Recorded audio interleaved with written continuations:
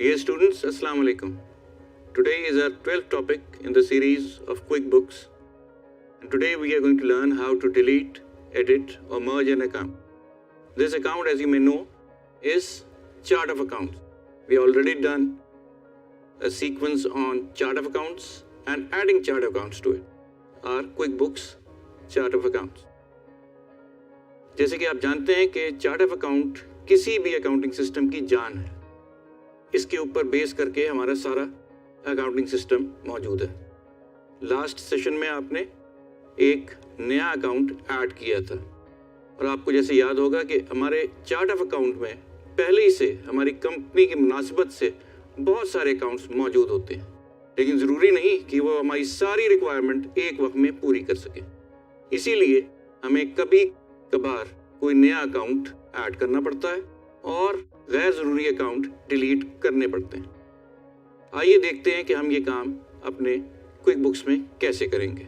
आपके पास ये home screen मौजूद है, जिसमें जैसे कि मैंने आपको पहले भी बताया है कि सबसे ऊपर आपको जो बटन नज़र आ रहा है वो है चार्ट ऑफ अकाउंट्स का। Click on that button and your chart of accounts will open. इसी तरह जैसे कि आपको पता है कि ये एक लिस्ट है, तो ये और कहाँ होगा, मेन्यू के अंदर भी आपको चार्ट ऑफ अकाउंट सबसे टॉप पे लिस्टेड नजर आएगा। अब ये चार्ट ऑफ अकाउंट्स में हमारे तमाम वो अकाउंट्स जिस तरह से हमने उनकी कैटेगराइजेशन की हुई थी वो नजर आ रहे हैं, लेकिन आप देख सकते हैं कि इनमें आपको वो नंबर नजर नहीं आ रहा जिससे कि हम ये चार्ट ऑफ अकाउंट आइडेंटिफाई करते हैं। If you remember, what we have to do is go to the preferences, go to accounting, company preferences and tick use account number। जैसे हम ये करेंगे हमारे पास तमाम लिस्टेड चार्ट ऑफ अकाउंट के साथ उनके न्यूमेरिक वैल्यूज आ जाएंगे। इस चार्ट ऑफ अकाउंट में आप देख सकते हैं कि एक बड़ी तवील लिस्ट मौजूद है और हमारी तमाम रिक्वायरमेंट काफ़ी हद तक ये पूरी कर रही हैं, लेकिन बाज़ दफ़ा ऐसा होगा कि ऐसे अकाउंट मौजूद होंगे जो कि हमें ज़रूरत नहीं है या जो किसी भी वजह से डुप्लीकेट हो गए। हो सकता है सिस्टम ने खुद ही कर दिए हों या हमारे किसी अकाउंटेंट की वजह से ये हो गया हो। पहले तो हमें वो अकाउंट आइडेंटिफाई करने पड़ेंगे जो कि डुप्लीकेट हो गए हैं और जिन्हें हम मर्ज करना चाहते हैं या जिनके नाम हमने गलत लिख दिए हैं और उनको हम एडिट करना चाहते हैं। किसी भी अकाउंट को एडिट करने के लिए आपके पास बहुत आसान तरीका है। मिसाल के तौर पे हम इनकम का कोई अकाउंट लेते हैं जिसका नाम है इनकम फ्रॉम सीमेंट सेल। आपको पता ही है कि हमारी कंपनी बिल्डिंग मटेरियल भी सेल करती है। आपके पास वही दो तरीके हैं कि either you click on the right hand side और go straight to accounts and click on edit accounts. यहाँ आपको वो अकाउंट नजर आने लगा है। हम इसका नाम बदलना चाहें तो बदल सकते हैं और जब हम इसे सेव एंड क्लोज करेंगे तो वहां आप देख सकते हैं कि इसका नाम चेंज हो गया है। नाम चेंज करने से अकाउंट के अंदर जितनी भी वैल्यूज पड़ी हैं उस पर कोई असर नहीं पड़ेगा, क्योंकि इसका नंबर भी वही रहा है और नाम ज्यादा रेलेवेंट हो गया है हमारे लिए। लेकिन आप देख सकते हैं कि इस पूरे सिनेरियो में हमने किसी किस्म की ट्रांजैक्शन को खराब नहीं किया। Now moving forward we may need to merge two accounts. Why do we need to merge two accounts? As I said earlier that it is possible कि आपके पास पहले से ये अकाउंट मौजूद हो जो आपके सिस्टम ने आपको दिया हो और आपके अकाउंटेंट ने एक और उसी नाम का या उससे मिलता जुलता अकाउंट खोल लिया। अच्छा, मर्ज करने में और डिलीट करने में एक बुनियादी फर्क। डिलीट करने का मकसद ये है कि इस अकाउंट की अब हमें ज़रूरत नहीं है। मर्ज करने का मतलब ये है कि इसमें जितनी ट्रांजैक्शन हुई हैं वो दूसरे अकाउंट में जाके जमा हो जाएं।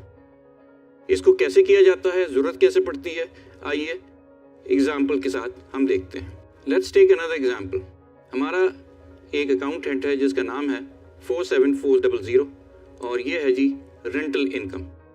रेंटल इनकम से जाहिर होता है कि जैसे हम कोई किराया वसूल कर रहे हैं, लेकिन हम किराया ज़रूर वसूल कर रहे हैं लेकिन ये बिल्डिंग का नहीं है।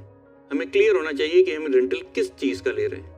ये रेंटल हम उस इक्विपमेंट का ले रहे हैं जो हम कंस्ट्रक्शन के पर्पसेस पे मुख्तलिफ कॉन्ट्रैक्टर्स को देते हैं। तो इसका नाम हमें अपने लिहाज से चेंज करना पड़ेगा।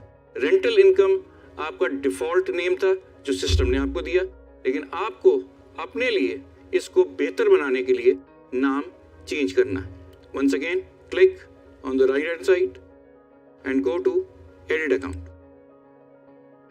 Simply change this name from rental income to income from rental equipment. Now income from rental equipment is more relevant to our line of work. हम लोग अपना बहुत सारा इक्विपमेंट, जिसमें सीमेंट मिक्सर भी हो सकता है, जिसमें लिफ्ट भी हो सकती है, जिसमें शटरिंग भी हो सकती है, वो हम रेंट पे ठेकेदारों को या घर बनाने वालों को या बिल्डिंग कॉन्ट्रैक्टर्स को या सब कॉन्ट्रैक्टर्स को हम रेंट पे देते हैं। Now what we have over here is a number of account heads which are relevant to our source of income. अब आप देख सकते हैं कि हमारे पास इनकम के हेड के अंदर, और इनकम के if you remember correctly, income का हेड 4 से शुरू होता है। हमारे पास इनकम फ्रॉम बिल्डिंग मटेरियल है, इनकम सेल ऑफ सीमेंट है, कंस्ट्रक्शन इनकम है, and income from rental equipment. Now we have 4 different heads coming under the main parent head, that is income. लेकिन हमारे पास basically 3 source of income. एक है rental of equipment, एक है sale of building material, and third is construction. So basically what we have now are 2 heads which are doing the same thing, that is income from sale of building material and income from sale of cement. What we need to do is merge these 2 accounts into a single entity. How do we do it? इसका तरीकाकार ये है कि आप देखें कि ऊपर दिया गया जो नंबर है इनकम फ्रॉम बिल्डिंग मटेरियल, उसका नाम और नंबर क्या है, 40500. Now what we are going to do is we are going to merge this head into the one given above. आपने सिर्फ यहाँ वो नाम लिखना है जिसके साथ आप इसको मर्ज करना चाहें। हमने नाम वही दे दिया जिसके साथ हम ये मर्ज करना चाहेंगे, और जैसे ही हम इसे कहेंगे सेव एंड क्लोज, तो ये हमसे सवाल कर रहा है this name is already being used, would you like to merge them. इसका मतलब है system is intelligent enough to understand that we are trying to merge 2 accounts. All you have to do is say yes. और अब आप देख सकते हैं कि हमारे इनकम हेड के अंदर 3 अकाउंट हेड नजर आ रहे हैं। Income from building material, income from construction and income from rental equipment. और हमें ये 3 ही हेड सफिशिएंट है हमारे तमाम बिजनेस को कंट्रोल जो हम कर रहे हैं उसकी तमाम इनकम को रिकॉर्ड करने के लिए। So now we understand how we merge 2 accounts into a single entity. And when this happens, जब ये होता है तो होता ये है कि ट्रांजैक्शन ख़त्म नहीं हो जाती, ट्रांजैक्शन उसी जगह रहती है, सिर्फ उसका हेड और उसका नंबर जिस पिछले वाले अकाउंट में मर्ज हो गया है वहाँ चेंज हो जाता है, और आप ये जितनी भी पुराना रिकॉर्ड है वो जू का तू वहीं रहता है। अब हमें अपने पास अकाउंट्स में 2 मुख्तलिफ अकाउंट्स को चेक करके एक नतीजे में नहीं पहुंचना होगा। हमारे पास सारी रिपोर्ट, सारी इंफॉर्मेशन, सारा रिकॉर्ड एक हेड में आ गया होगा। This is how you merge and this is why there is a need to merge more than 1 account. And of course now coming to the last one, can we delete an account?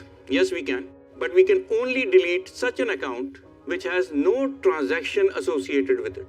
ये याद रखें, अगर किसी account में कोई भी transaction हो गई है फिर आप उसको डिलीट नहीं कर सकते। आप जो उसके साथ काम कर सकते हैं वो ये है कि आप उसको इनएक्टिव कर दें। इनएक्टिव का मतलब ये होगा कि उसका रिकॉर्ड सारा रहेगा लेकिन मजीद उसके अंदर डेटा एंट्री अब पॉसिबल नहीं रहेगी। आइए let's see how we can do that. Let's take this account head for example, postage and delivery. थोड़ी देर के लिए हम ये करते हैं कि इसको चेक करते हैं कि क्या इसको करना चाहते हैं। Either you can delete an account if we delete this account, it will be deleted from the list. Are you sure you want to delete this account? Say okay. अब वो यहाँ से गायब हो गया. गायब क्यों हो गया, डिलीट क्यों हो गया?